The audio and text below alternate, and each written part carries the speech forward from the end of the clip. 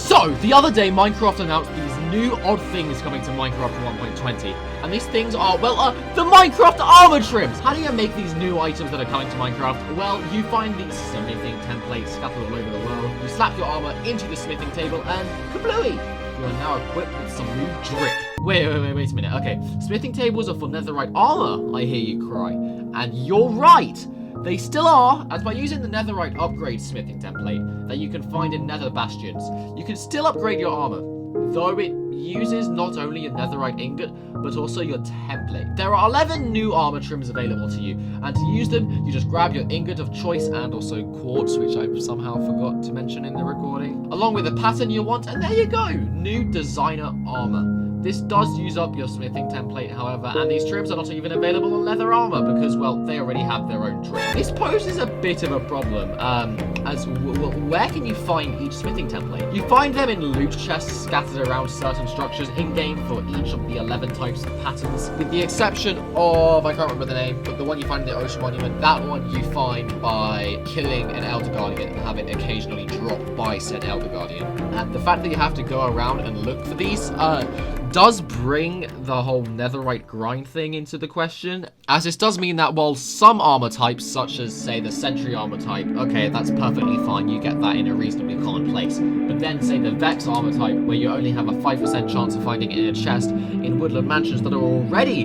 unbearably hard to find anyways, yeah, well, there's a duplication mechanic that I'm going to explain later on. Getting these things is a bit of a grind, and I do think that might turn off some, like, casual players to actually using this feature. But I've gotten this far without actually mentioning what on earth are the 11 types of patterns. Well, let's go through them. The sentry pattern is this odd fella. Remember, these are the patterns, not the colors. You can find the sentry pattern in pillager outposts, the June pattern you find in the desert temple, coast in shipwrecks, wild in jungle temples, ward in ancient cities, vex in woodland mansions, tide in ocean monuments, eye in strongholds, spire in end cities, rib in nether fortresses, and snout in bastions. So you need to do a pretty good amount of exploring before you can blimmin' find or use any of these trims to put on any of your armor.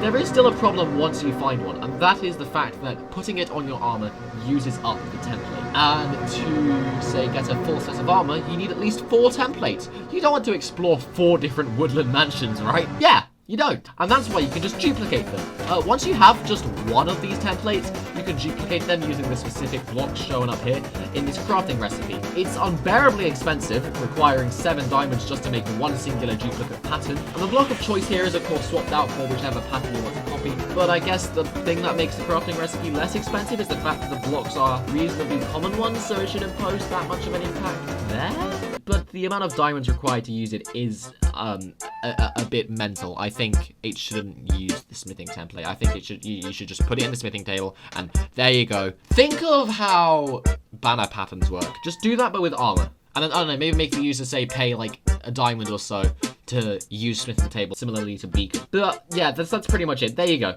There's pretty much all there is to know about the armor trims. If you want, you can stop here. However, in typical fashion, I decided to thrust my own personal bias onto a feature that's only been out for a handful of days, and as such decided to rank all of these new armor trims.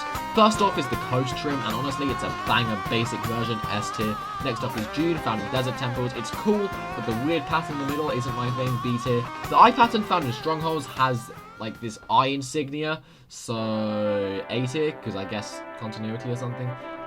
The rib pattern makes the ores and stuff feel very muted, like this one here is diamond, but it feels like lapis, though I guess it works for a darker tint if you want that, but B tier. The sentry one, it's good, but the lack of any pattern on the main section of the chest plate is disappointing, B tier. The snout pattern that you find in bastions is really good. The only thing that would make it better is to have some kind of pattern or design on the front of the helmet. The spire pattern is also cool.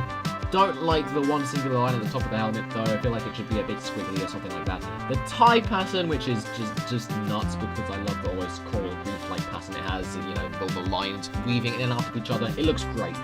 Vex looks kind of like a shirt. The little almost like angel ears at the top of the helmet look cool as well, so I mean, S tier. Ward, yeah. Ward is an interesting one. Mojang is a bit hit or miss with the chest patterns, and the ward one just doesn't hit the mark. The wild one is good, I love the patterns on it, It's just nowhere near as intricate as the other ones. And there you go. There is my opinion tacked onto the end of this informational video about the new Minecraft update. Let me know what you all think of these new armor trims, because personally, I think they're phenomenal.